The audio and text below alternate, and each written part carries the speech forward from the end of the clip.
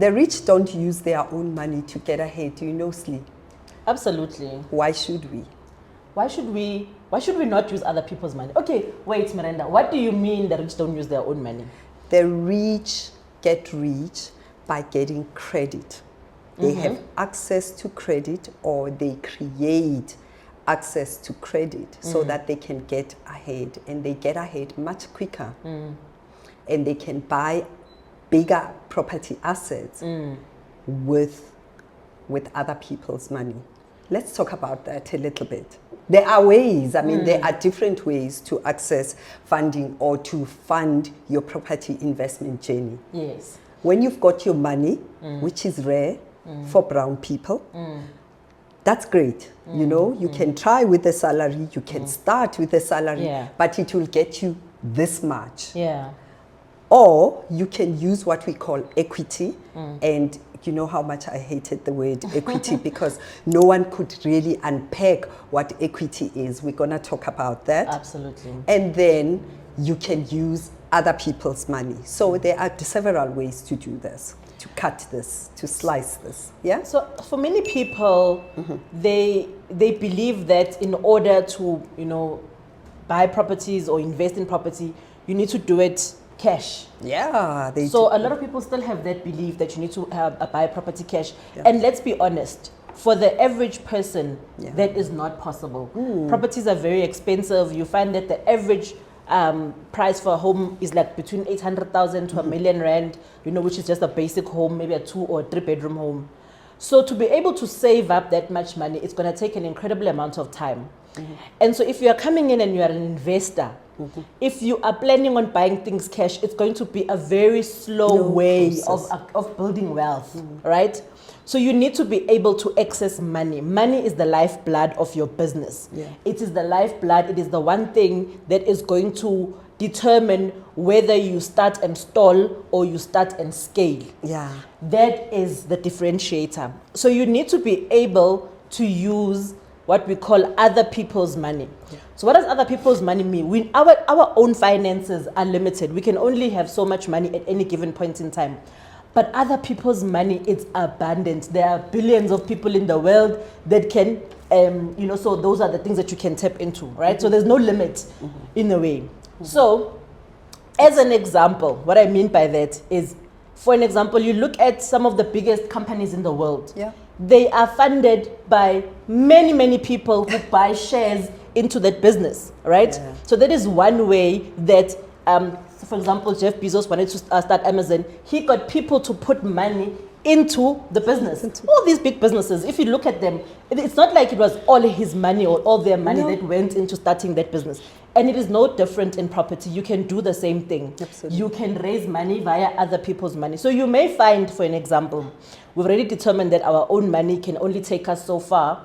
But now you come across a wonderful opportunity, a nice property, a nice investment property that you want to buy, but you don't have all the funds. Maybe, so what do? You approach the banks. The banks are other people's money. It's not your money. So you approach the bank, and the bank gives you the money, right? And when they give you the money, you may find, for example, that you need to do something else. For example, let's say you're buying a student accommodation. The banks will say, here's the money for the property. Thank you very much. Now, you need to buy desks, chairs, microwaves, fridges, you name it, for the students. Where do you now then get that money for those things, or to cover the difference? Because usually banks don't give you the transfer and the bond cost. You need to have that separately. So if you don't have that, you now need to be creative and say, how can I access the money that I need to be able to fulfill my dream of turning this property into a student accommodation, for example, or I want to refurbish it, or I want to renovate it, or whatever the case might be. So you've got a funding gap. That is where you get creative with using other people's money. I like the use of the bank. And it brings us to the next institutions that actually cover gap funding, right? So the bank has given you the mortgage. Now you have got this 2 million rent establishment with 16 rooms, and you are going to put students in, but you need beds and desks because the university, when it comes to accredit you, or NSFAS, when it comes to accredit you, it needs to see an actual student accommodation. They don't come and assess an empty building, right? So there are other institutions outside of the bank that can finance that. And those institutions are listed all over the place. We cover that in our mentorship, right? Absolutely. We've got some institutions that, you know, I don't know, they don't get advertised like banks advertise. You find them out as and when, you know, your business partners, your what's the other green institution? In any case, so there are other institutions. We just want to let you know that there's the big 4 banks, and 5 and 6, because Capitec has added there, and then there are institutions that cover that, but their loans are at a much higher interest rate, and it's a much shorter in installment time. They will tell you it's 6 months or 12 months. They never go beyond 2 years, most of them, but they do cover that so that your business can start going. And once NSFAS starts paying you, you can pay back their loan. There are other means of raising funds as well. Yeah. So in the mentorship, we go into a lot of detail in terms of how to raise money, because most people just know the big banks, but there are other smaller lenders, as you've said, other smaller players, and also how to raise money from family and friends. I think, and strangers even.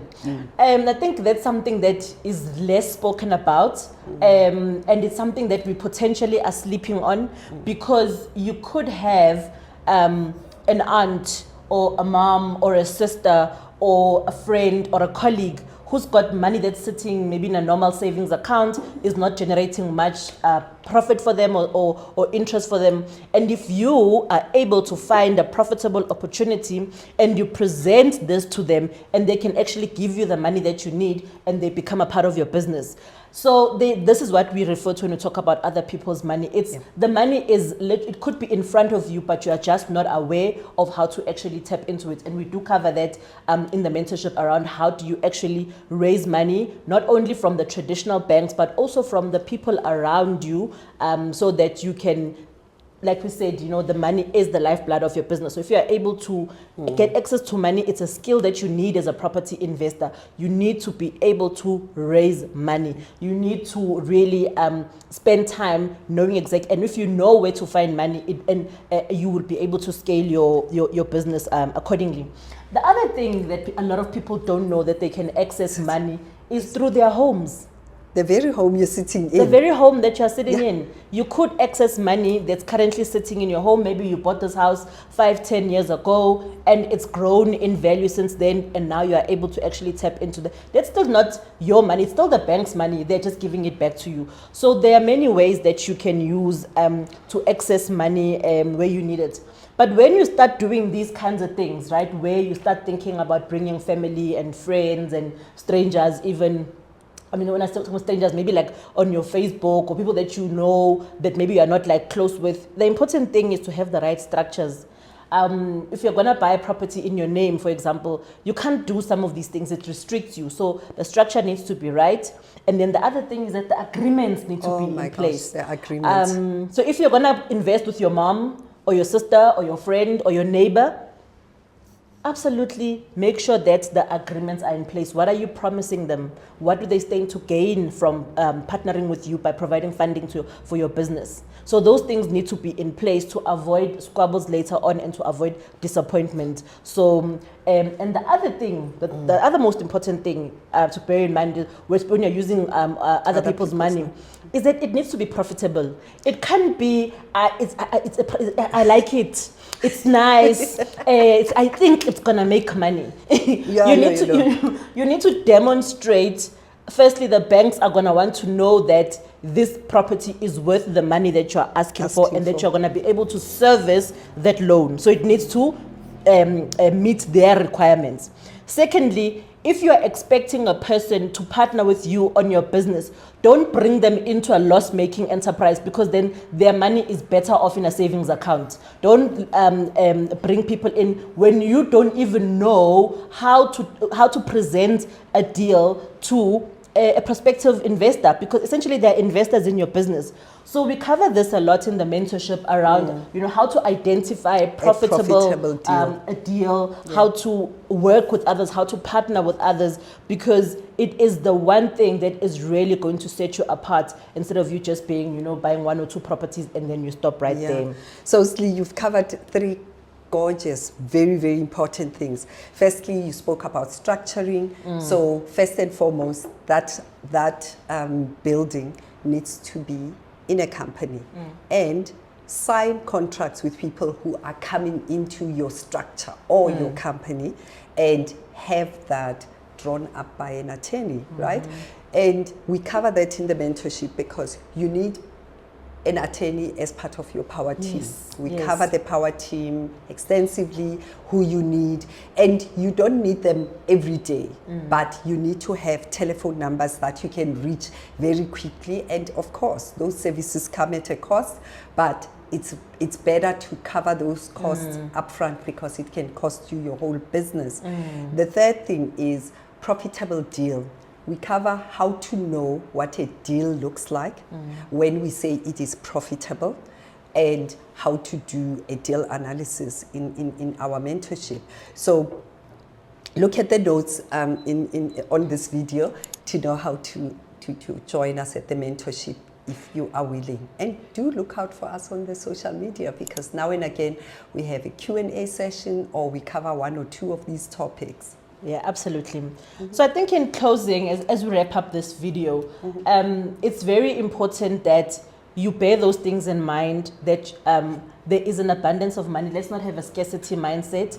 There is an abundance of money that is available to you. You just need to be able to find those properties and actually package them in such a way that other people find value in them. Because you sometimes find, especially these government-owned entities that are meant to fund black businesses specifically, in some instances they even return money back to Treasury because nobody's applying for it. So when we are able to present bankable deals, money is available. So don't limit yourself. Just know how to find the opportunities and present them in such a way that people are willing to put money on them. So now that we've had these insightful conversations, and we want to be able to bring this to more people, right? So the best way to find out more about, you know, the programs that we run, our workshops, we've got live events that we do, and we also have a mentorship program. Please subscribe to our mailing list. The list will be, the link will be in the description below. And if you want to get more videos like these, we'll be sharing more over the next couple of weeks. Please make sure that you subscribe to our channel and switch on the notification button.